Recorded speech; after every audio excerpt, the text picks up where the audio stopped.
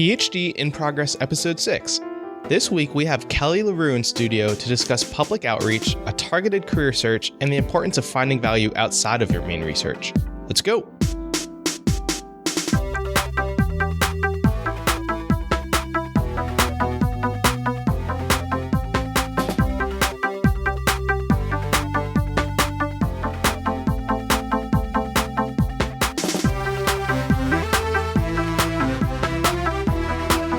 Also, if Nikhil starts making lots of chair noises, you have to give him a bubble. Yes. Okay. That used to be her job, but now you're the one. You're in the middle area. I am the worst fidgeter ever. He's a terrible I fidgeter, apologize. and he does like noisy fidgeting. Stop doing noisy fidgeting. Welcome back to the PhD in Progress podcast, where we talk about your life. Damn it. Your education. Your education, career, and your life. Welcome back to the PhD in Progress podcast, where we talk about your education, your career, and your life. I'm Jason. I'm Nikhil. And I'm Abigail, and we're here today with a special guest to talk about taking control of your graduate school education and her experiences doing science education and outreach in the community. Who's this? This is Kelly LaRue. Hi, everybody. And she's a graduate student in our department in molecular biology. So first of all, Kelly, why don't you tell us a little bit about what you work on? Okay. Yeah. Didn't we just talk about... Sorry to cut you off. Didn't we just talk about not identifying yourself as by your work, right? Isn't this... Well, I just want to get it out of the way so we can focus on the interesting stuff later. Get out of the way who you are, and now we'll talk about the interesting things. Whatever. Oh, okay. Well, yeah. I mean, yes, I feel like my research project does not define me because this is something that I sort of fell into over my years here. But right now I'm working on the neurogenetics of fruit fly courtship behaviors, and specifically the courtship song that flies produce by vibrating their wings. What's your favorite courtship song? We don't name them by title, like drop it like it's hot or anything like that. I want to sex you up. Yeah. But I work with a species called Drosophila virilis. And in that species, both males and females sing back and forth to each other during the courtship. And I'm basically trying to figure out how they figure out the dynamics of that song and how they're communicating with each other. So it's a duet. Yes. That's cool. And you're looking at the language. Yes, I guess you can call it a language. Yeah. In a broad sense. But it's like decoding, right? Like you're trying to figure out like what the content of that message is. Yes. Okay. Yes. So that's most of your, like, Identity. existence. That's most of your identity. That's how I spend several hours a day here. Yeah, now that we have all that boring stuff out, right, we Yes. have to talk about the interesting thing. No, I'm kidding. Yeah. That's No, it's interesting true. to me because I like this stuff. Yeah. So the reason we have you here is that you are very instrumental in our department's graduate outreach program. And can you talk a little bit about that? How about what sorts of things the program does, like a broad overview of what these activities are, and then we'll talk about how you got into it and what it's meant to your education. Sure.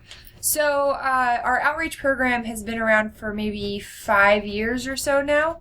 And I sort of came in at the beginning of it, doing things like expos. We would do them locally and regionally. So we have several times traveled to Washington, D.C. for the USA SEF fair, science fair. It's a national fair, and we basically put on molecular biology demonstrations. So we'll either show off our model organisms that we use in the department, or we've done DNA extractions from bananas and things like that. So more recently, we've sort of expanded how we're interacting with the community through doing things like science pub nights, where we've had trivia, Nice. science trivia at a local bar. You had me at pub. We also had brewery tours based on the science of how beer is made. Again, you had us a beer. Yes.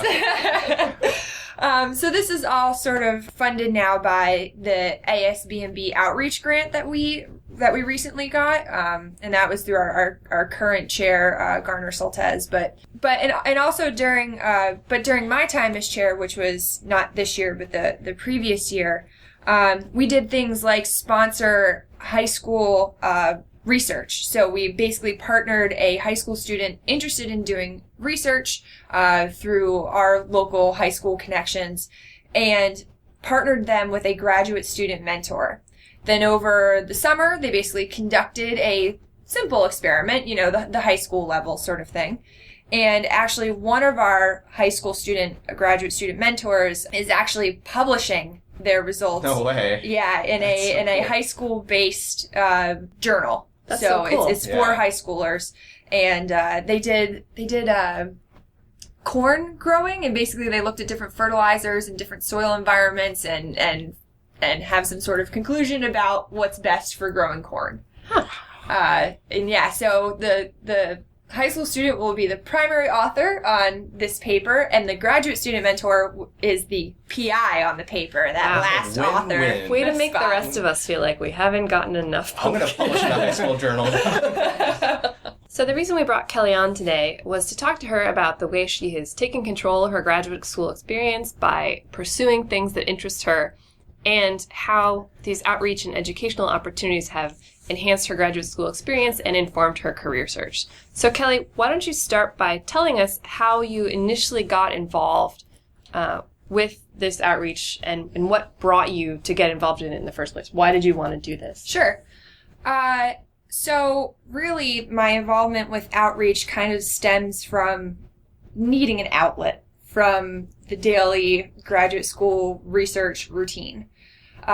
Basically in my second year, I had an interesting experience in that my professor left I totally forgot the that happened to university. you. Yeah. I'm so sorry. Yes.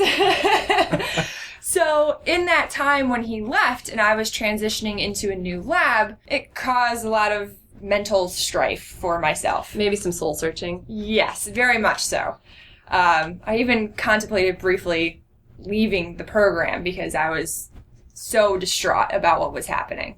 But after he left, a few months later, basically one of our good friends, Brian L., came up to me and said, "Hey, you're going to come to DC with us for a science outreach event." And I was just like, okay, free trip to DC. Let's go have some fun. And so went down there for the expo, had a great time talking to families and kids and adults and just sort of being in that very welcoming science environment where everyone was just so excited about what was going on, running around to all the different booths, seeing what they had. It was just a lot of fun. And when we came back, Brian once again came up to me and said, "Hey, you're going to be an officer for this group next year." Yeah, that guy's tricky. Yeah. And I was just like, oh, okay, I'll give it a shot. So my first year with the group, I was the local outreach chair. So basically, I worked on finding some new opportunities for the group, but mostly worked with this after-school program that is run by the university for middle schoolers to sort of come and do their homework, but once a week we would give them a science lesson. So I had to sort of organize volunteers for that, come up with the lesson plan, implement it during that day, and that was sort of my first foray in this sort of outreach group. And so you did some curriculum development and I would say supply mustering and volunteer wrangling and a whole host of skills you needed to do this sort of thing. Yes. Also teaching. Lots and lots of teaching. Yes. Yeah. Jumping sort of into teaching middle schoolers with, that are all wound up after being at school all day and they're just like, I just need to get out of here. I've been working on my homework all afternoon. It's hard to sort of rein them in. And so learning skills on how to do that was really sort of, by the seat of my pants. Like I had no training. Yeah, no training before then. Just sort of went in, did it, saw how it worked, changed it for the next time. And so how did you feel when you felt like you didn't have that prior experience of setting up all these initiatives or programs or, the teaching to middle school students? Mm-hmm. Did you feel like, oh man, I don't know what I'm doing? Or you Yes. just felt like you had to do it? So. Yeah, there was definitely some Or like both. imposter syndrome there Yeah. where I was like, I shouldn't be doing this. I'm not qualified to do this. Yet I would go in and all the, sort of teachers that are there for the kids otherwise, they were like, oh, this is so wonderful, you do a great job, all this kind of thing. And I'm like, oh, I have really no idea what I'm doing. Are the kids learning? I have no clue. So I'm just doing my best here. So yeah, there was definitely some imposter syndrome going on.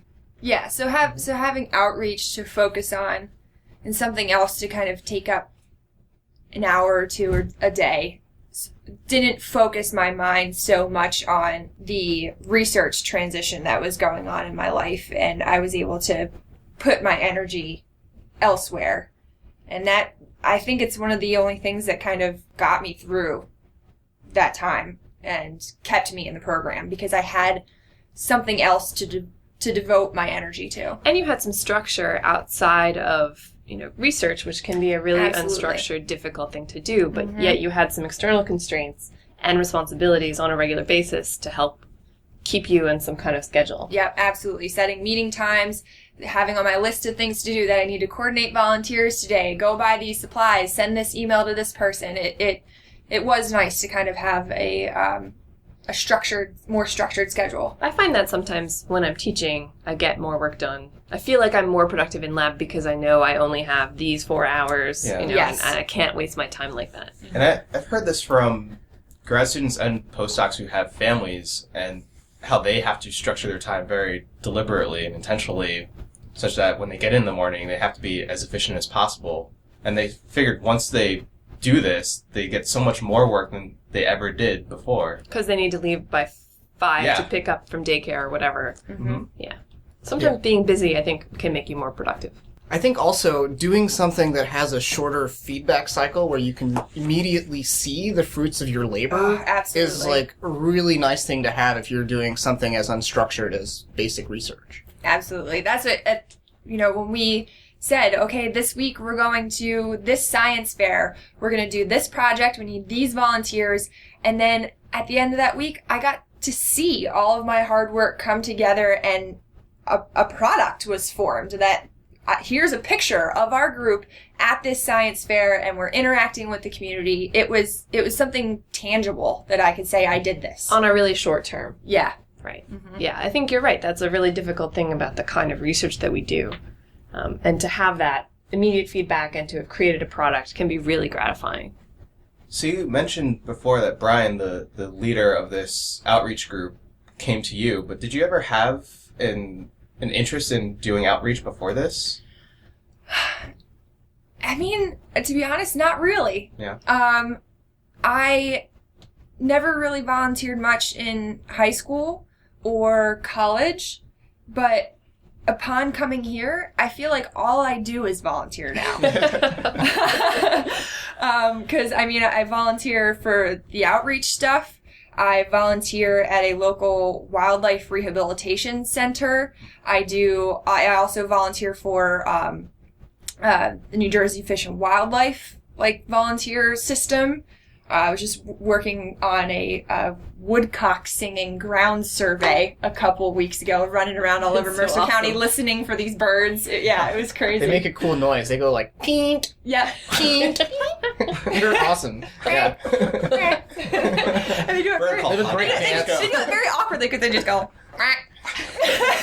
You didn't see it, but Kelly just did an impression of a woodcock with your shoulders and neck and arms, and it was fantastic. If only this was a video podcast. I told you it's coming soon. But then I also volunteer for my undergraduate institution doing interviews and college fairs. So I feel like all of my time is taken up by volunteering now, and I love it. I love it. Why do you think outreach and volunteering like this is important?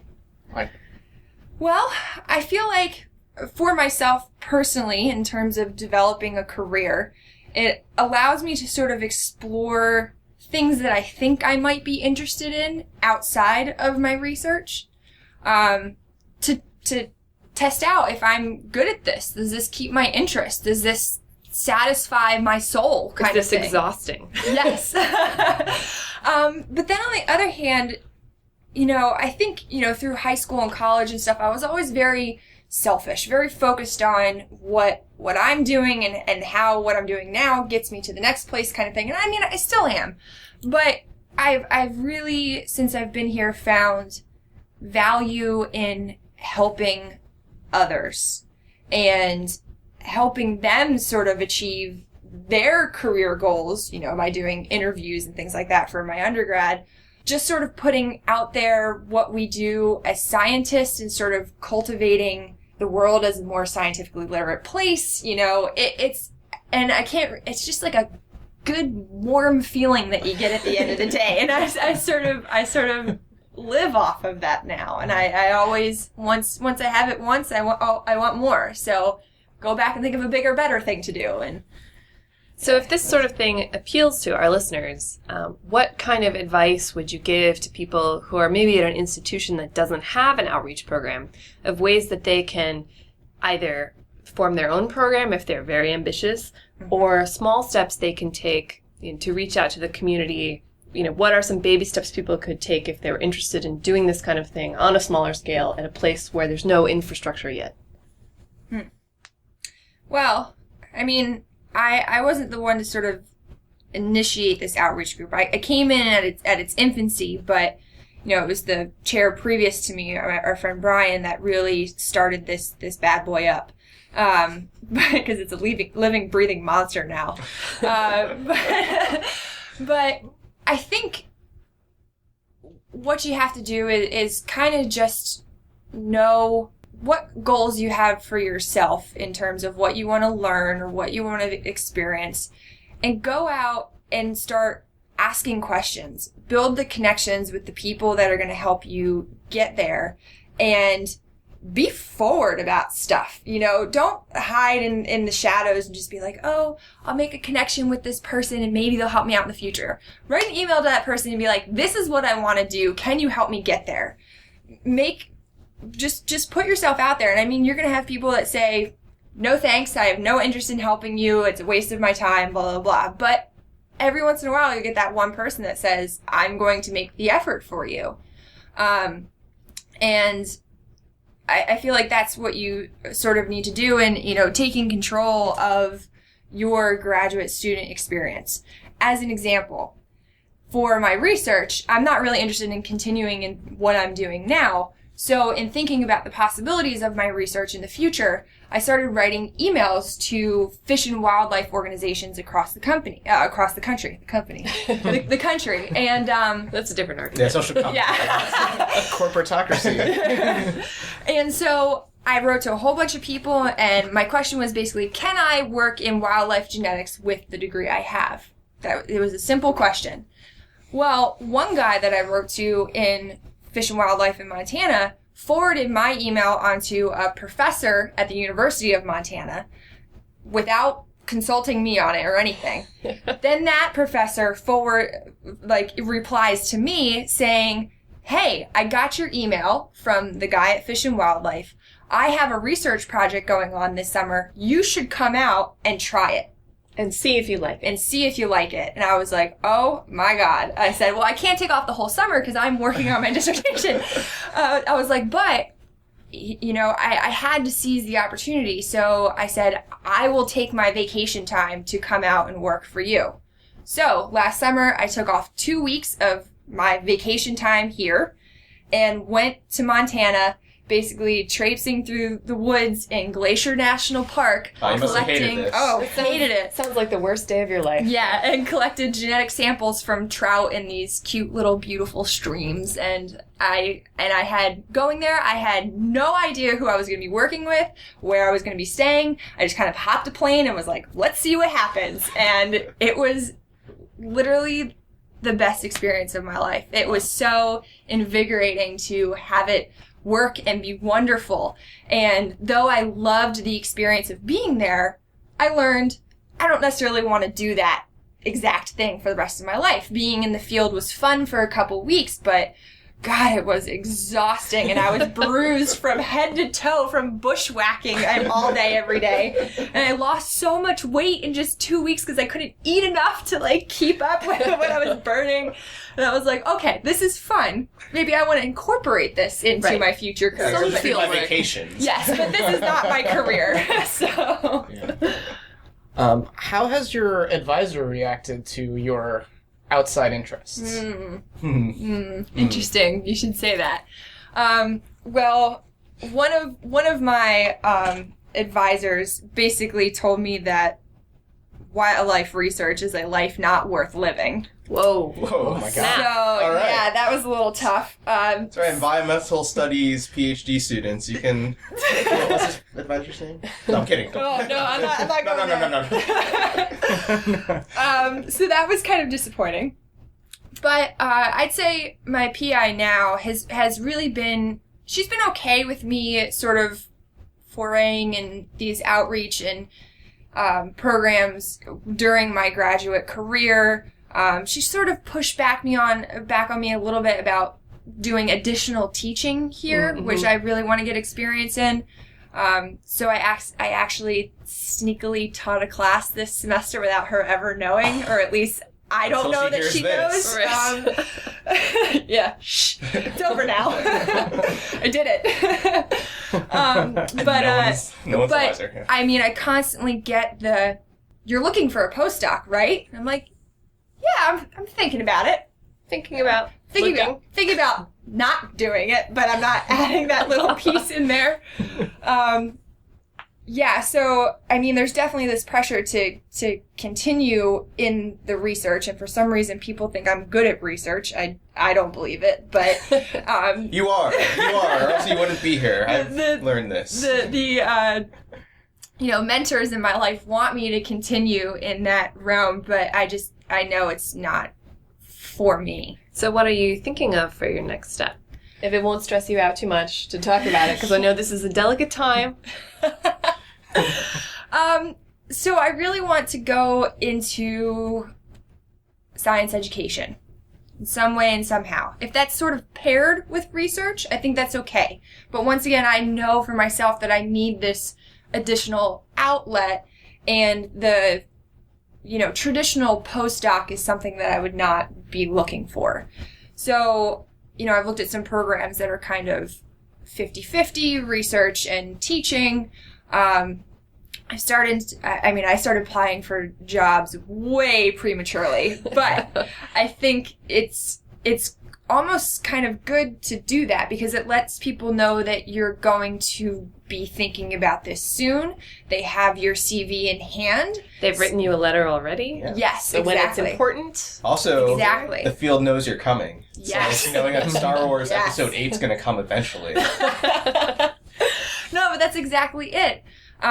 So I've applied for a few jobs, obviously have not worked out, Right. But I did actually get offers for a couple jobs and had to say, no, I'm actually not ready for this yet. Right. But it sort of keeps me in mind for those people. And actually just this past week, a job that I had applied to in the fall, like I'm talking about way premature on this, but the woman wrote to me, actually said, like, I've had your CV on hand this entire time, and there's a new posting in my lab which I think you would be perfect for, so please apply. Wow. I was like, holy crap. But that's exactly the sort of thing that I think I was going for when I started doing these things very early. So I'm looking for maybe research, education postdocs. I'm also looking for perhaps positions in nonprofit education reform groups, science education groups. I'm also looking into more private labs to be a potential director of science education, running the that would be summer cool. programs. That'd be a great job for Yeah, you. running the conferences, developing classes to train PhD students, all that kind of stuff. I feel like that's kind of the ideal and what I'm aiming for in the end, but I need to kind of figure out the training I need to get there. I think it was last year I applied for a job at the Museum of Natural History. They were hiring someone to run their Sackler Lab for Education, and they wanted someone with a PhD in human genetics, which I do not have. And Yeast is close, though. I know yeast was like, it's a eukaryote. I'm Basically almost the same. there. 90-something%, right? And then they wanted 5 years of experience working with, kids of that age, like Boys and Girls Club or something. Ideally in an official capacity in some way. And I was like, I definitely don't have that. But I think that I would be so good at that job. And I applied for that job and I was like, this job is for me. And they never called me, which is fair because I didn't actually meet that's the one problem that you just brought up with doing, as much as I love doing the outreach and how, it's brought so much good for this department and this community. It's all informal. Right. So I can put it on my resume, but I think people look at this and go, it's not professional training. Like, you haven't actually had a job in doing this yet. So... Oh, that's so sad. Even though it's a lot of experience, I sometimes I feel like the same thing. People look at my application and go like, maybe we can risk trying her out, but, there's no official way to say that this was a beneficial thing for her training. Is maybe one way to address that to quantify the things that you've done? Yeah. So even if it's not like a formal program within the department, can you say I've educated 10,000 people? Yeah. So I've actually tried to do that. On my resume I have a short little description of the outreach group and basically said, I developed and managed a $10,000 a year budget given to us by our department. I coordinated over 50 volunteers for 25 events where we interacted with 10,000 people over the course of the year. I've tried to quantify this as much as possible. But yeah, it's really because in this group, who else can say what I did besides me? Right. I ran it. Yeah. So I could write a letter for the people that were my officers during that time or volunteers saying, that they did participate in these things. And I'm sort of looked at as the sort of mentor or higher level officer in that case, for the group.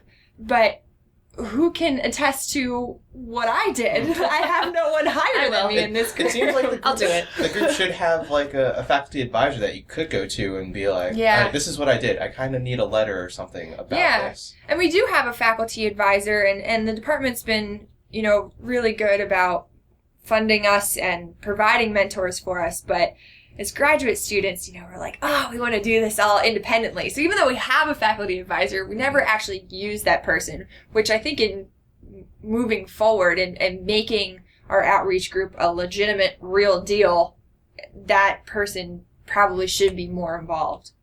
I think also to you identified this issue of getting credit for all the hard work you've done. That's some place where a professor can really sort of put their weight and say, this person did all these things. This person lived and breathed this project. Yes. Right. For several years. And that's what, for my PI, she knows that I'm running away a couple hours a week to do this kind of stuff, but she doesn't know exactly what I'm doing. So she can say that I was a part of this group, but she can't attest to the details of what was going on. Yeah, that's a challenge. We talked a little bit about the different kinds of jobs that you've encountered. So how are you finding these positions in your search? So what resources are you using to find the kinds of things you might like to do? Okay, so for the job search, there's a few directories out there for science education specifically. Abigail sent me a link for SABRE. SABRE, the Society for Advancement in Biology Education Research. Yes, that sounds right. Yeah, I think that's right. It might be biological education. We'll put up a link. Yes, but so that website basically has a constantly updating list of all the sort of biology education jobs, postdocs throughout the country. So that's one resource that I use. Since I'm interested in more wildlife or ecology type jobs for my future, there's also a directory called Evil Deer. So it's it's like the evolution directory. So it's EVOLDIR. And they also that's post... much less. Yeah. My imagination was way more interesting. Yeah, is it Bad Horse or Dr. Marvel? Bad Horse. Rudolph from Hell. Evil Deer.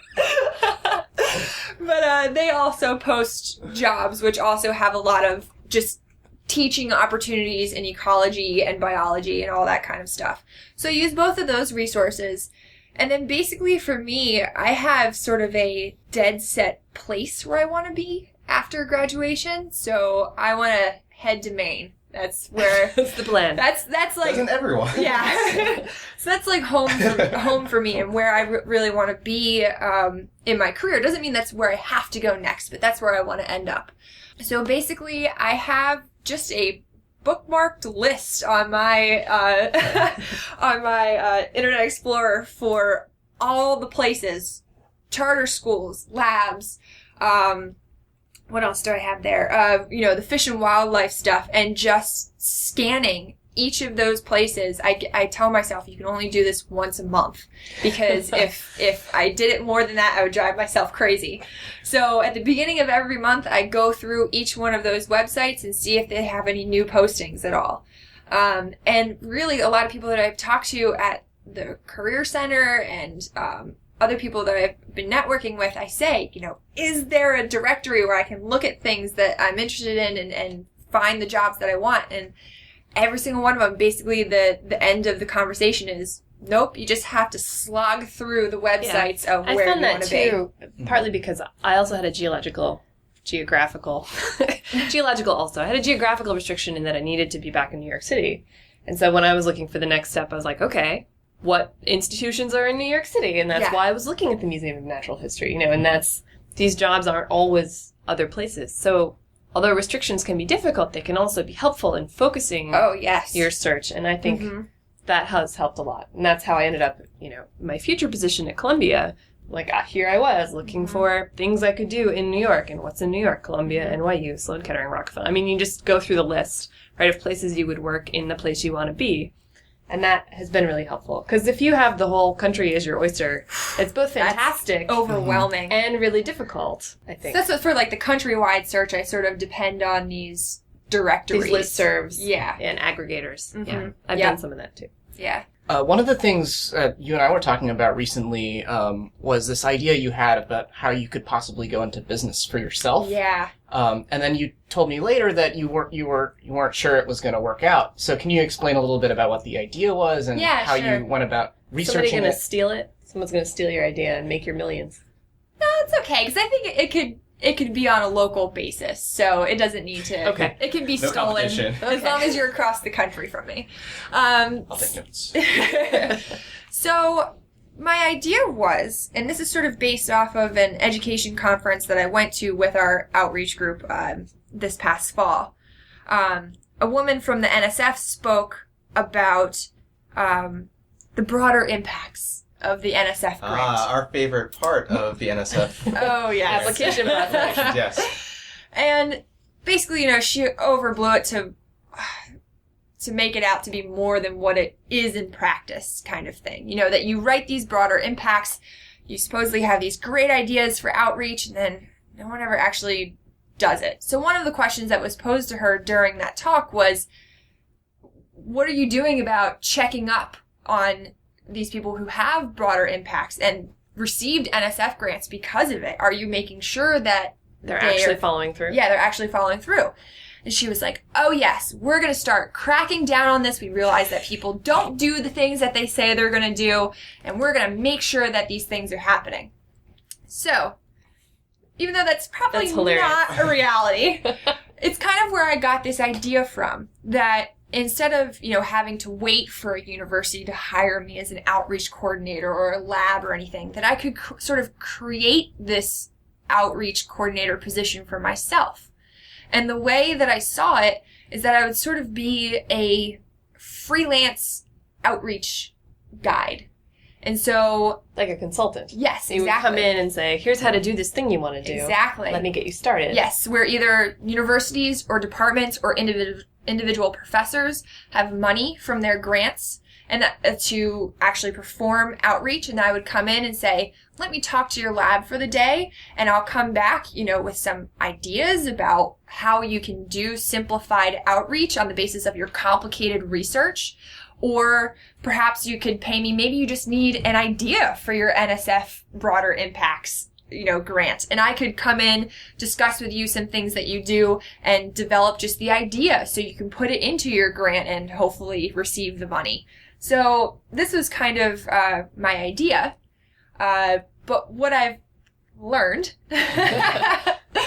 is that, number one, grants, even though like the NSF grant, they require you to speak about broader impacts, there's actually no money specifically earmarked for those outreach programs. So it's not like they have leftover money they have to spend on outreach. Yes. There are some more private grants, from private people that are giving out their lots and lots of money that they made over their life for science research, that do earmark a little bit of money for outreach. But it's not a broad thing that you can actually create a career and a job off of.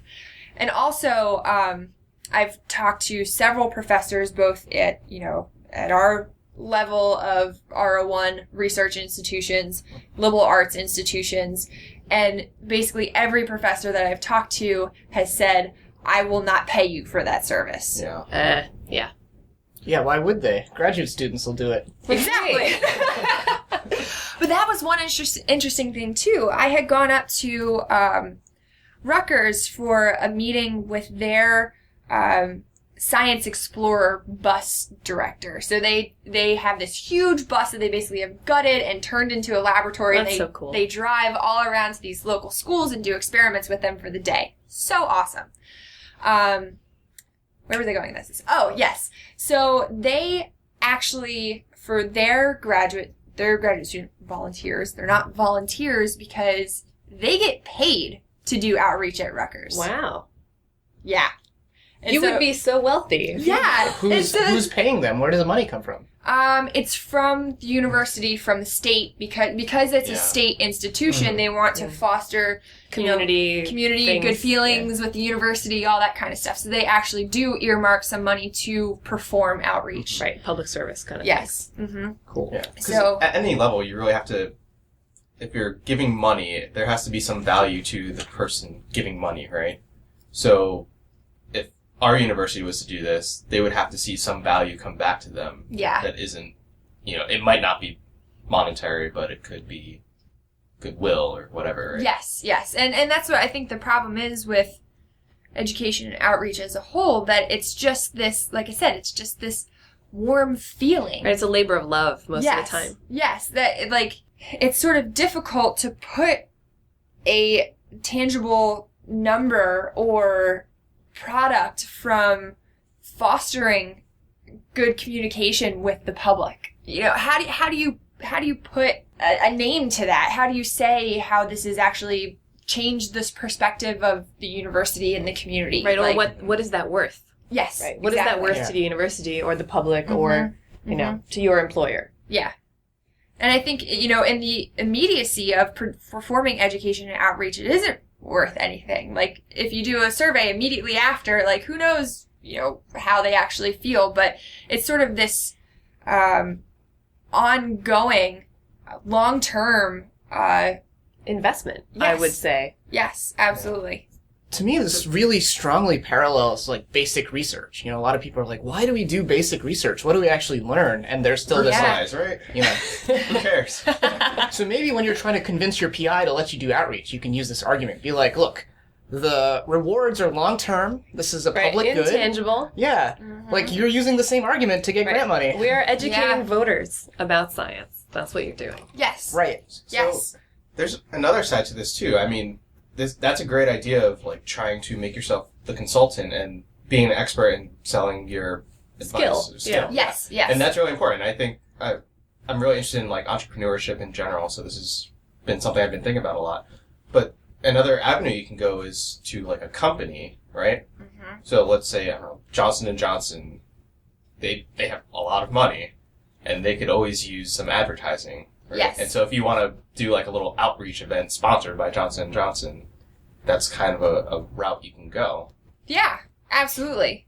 But that's what I kind of, in the beginning of this idea, I sort of thought, this might be a career that I could, through working with multiple different institutions or companies or people. You could knit some life together. Yes, exactly. But what I'm kind of learning is that it's sort of a side project, that I would be willing to pursue this, but I don't think it can support a family, because of the sort of dynamic like stochastic nature of sort of saying like, oh, I'll do an idea for you, and oh, I'll do an idea for you in this month. And so it's not able to support a family, but I could maybe still pursue my interest in outreach on the side by having this little consulting company. So you can do this as a part-time gig. Yes. I want to talk to you so much more about this. Okay. I have some ideas, but yes. Okay.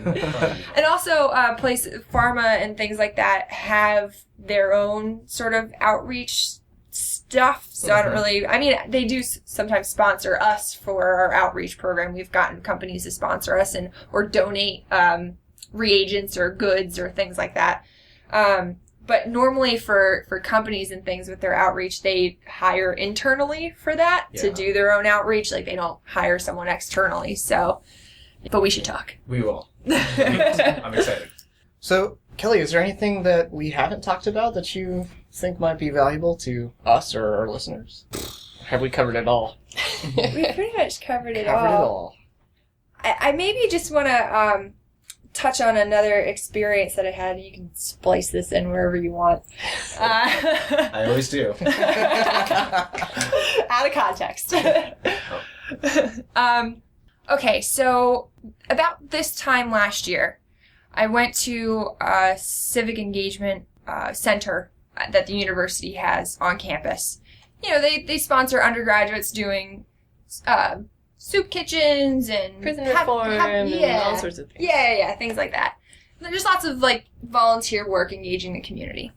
And I went to them specifically looking for money for our outreach organization. We wanted to do a little bit extra beyond the budget that we had with our department. And so I sort of went to this external source and said, can you help support us? And in that conversation, the woman that I was talking to said, hey, you know what I think would be a great idea? Every spring and fall break, we have these things called breakout trips. And what it is that, you know, a group of students will go to a location, you know, preferably somewhere local, within driving distance, that they investigate a social issue and at the same time do some service for the community that they're staying in. And she said, you should develop a trip based on science education and the things that you've been doing with your outreach group. And so I sort of mulled this idea around in my head, and I had like literally a week to write up this proposal and get it in and have an idea and have talked to people, and it just stressed me out beyond belief. But I knew this was something that I had to take advantage of. So I thought up this trip based on the premise of science illiteracy as a social issue and how we can sort of combat it with innovative methods, specifically doing biology education in nature, like bringing back the roots of biology to sort of spark the interest of the student. And so I decided that, of course, I want to do this little experiment in Maine. So, but that was, you know, the whole premise of it was, you know, this really genuine interest in promoting science literacy and expanding scientific knowledge and teaching through being outdoors. But at the same time, I designed the trip sort of in a way to visit all of the people and the institutions that I was interested in potentially getting a job at. While showing off that you had organized this trip to combat this social ill, and you had funding, and you had students with you, and you were doing this, highlighting your skills. Yes, exactly. And so, I mean, the trip was amazing. In the intellectual sense of learning pedagogical skills and learning about, you know, issues in the state of Maine specifically, but also interacting as a grad student, interacting with these undergrads on a different level than being their instructor in the classroom. They were amazing. They were so intelligent, so thoughtful, so respectful of one another and the people that we met with, so willing to do anything and everything to learn about science education. And and in reality, we only had one biologist on the trip. Everybody else was like computer scientists and engineers. Oh, nice. So the fact that they Perfect. were That's really great. invested in this was amazing. And, you know, I got to sort of teach them as non-majors about biology through doing these different things. It was really an incredible experience. And I think my most valuable experience as a graduate student here. I felt the most rewarded at the end of this trip because I had designed the whole thing, talked to all of our community partners, actually took these kids for a week, 12 hours away from Princeton, exhausted by the end of it, but it worked and it was amazing. And I meet with my students once every couple weeks to have lunch. That's why I have to run off at noon because I'm taking them out to lunch today as like our final year-end sort of get-together. And it really changed my perspective on the undergraduate community here. And it sort of fostered relationships with potential organizations that I would like to look to in the future. And those are some of the jobs that I've been prematurely applying to and talking to people. But it's, you know, through that, they knew that I was interested in their organization, that I had, you know, implemented this trip, and they got to see some of my communication and teaching skills through my interactions with the students. So, like, that was, I feel like you won. Yeah, that trip was just like the culmination of everything I have done up to this point. Well, I don't even know how we could wrap up any better than that. So that story was great, and thanks for sharing that. I think it was a great opportunity for you to, it was a great explanation of how you were able to take control of your education. You know, you figured out the things you wanted to do, and you knew the places you wanted to go, and you physically went there. Yes. So one thing we like to ask our guests that we haven't asked you yet, that's not really related to most of the things we've talked about, is if you could go back and give one piece of advice to your second or third year self, what would that be? If you could get in the time machine. Run. Exercise. No, I'm Important, kidding. yes.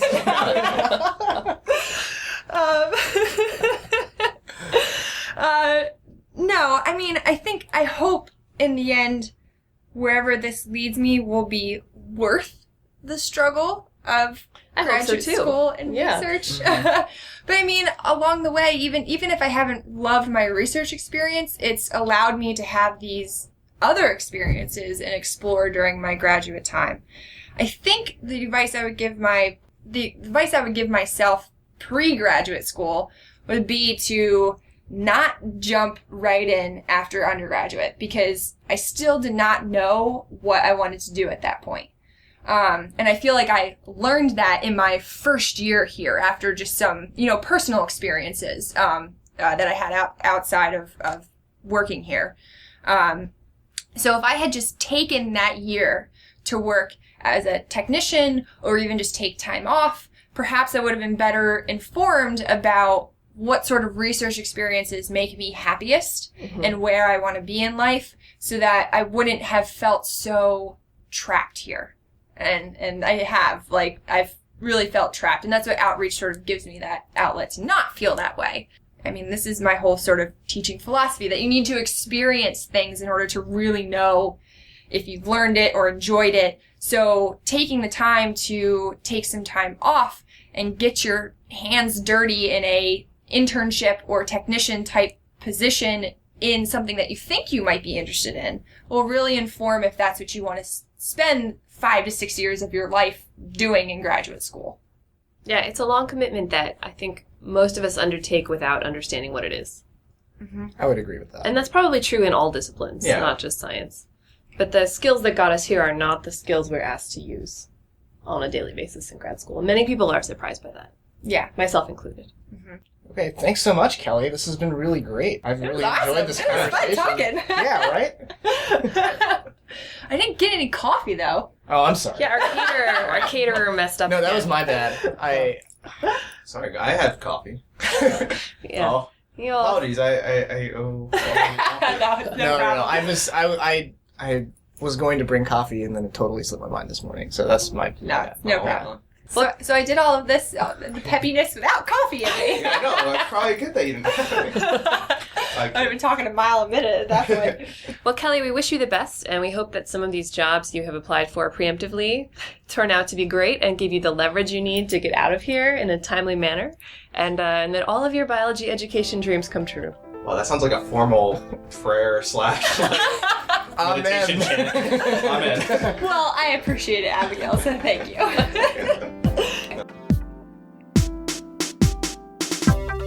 Thank you, Nikhil, Abigail, and our very special guest, Kelly LaRue, for taking the time to talk to us. We've seen a huge jump in downloads since last week, so thank you all for sharing with your friends and colleagues. As always, you can find us on Twitter at PhD Podcast, and everything we mentioned today can be found at phdinprogress.com.